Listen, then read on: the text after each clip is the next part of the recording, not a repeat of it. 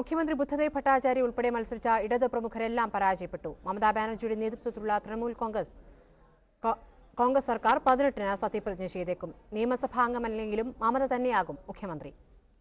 മുഖ്യമന്ത്രി ബുദ്ധദേവ് ഭട്ടാചാര്യ, ധനമന്ത്രി അസീം ദാസ് ഗുപ്ത, വ്യവസായ മന്ത്രി നിരുപം സെൻ, ഭവന നിർമ്മാണ വകുപ്പ് മന്ത്രി ഗൗതം ദേവ്, പൊതുമരാമത്ത് വകുപ്പ് മന്ത്രി ഷിരി ഗോസ്വാമി. ബംഗാളിൽ 34 വർഷത്തിന് ശേഷമുണ്ടായ മാറ്റത്തിന്റെ കൊടുങ്കാറ്റിൽ തറപറ്റിയ പ്രമുഖരുടെ പട്ടിക ഇനിയും നീളും. 6 ഘട്ടങ്ങളിലായി നടന്ന വോട്ടെടുപ്പിൽ എല്ലാ മേഖലകളിലും വ്യക്തമായ ആധിപത്യം സ്ഥാപിച്ചാണ് മമതാ ബാനർജി ബംഗാളിൽ ചരിത്ര വിജയം നേടിയത്.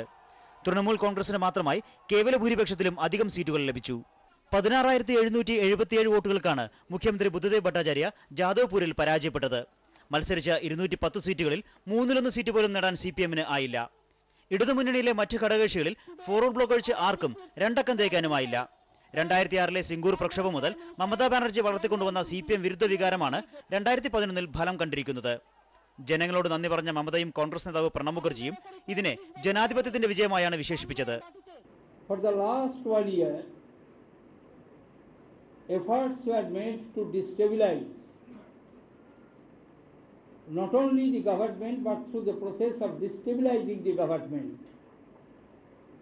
to destabilize the system and bring instability in the country. ഒടുവിൽ മമതാ ബാനർജിയുടെ ഏകാംഗ പോരാട്ടം വിജയിച്ചിരിക്കുന്നു. പശ്ചിമ ബംഗാളിന്റെ ഭരണസ്ഥിരാ കേന്ദ്രമായ റൈറ്റ് ഹൗസ് ബിൽഡിംഗിൽ ഇനി ദീദിയുടെ ശബ്ദം മുഴങ്ങും. എന്നാൽ ഇതുവരെ നേരിട്ടതിലും വലിയ വെല്ലുവിളികളാണ് മമതാ ബാനർജിയെ കാത്തിരിക്കുന്നത്.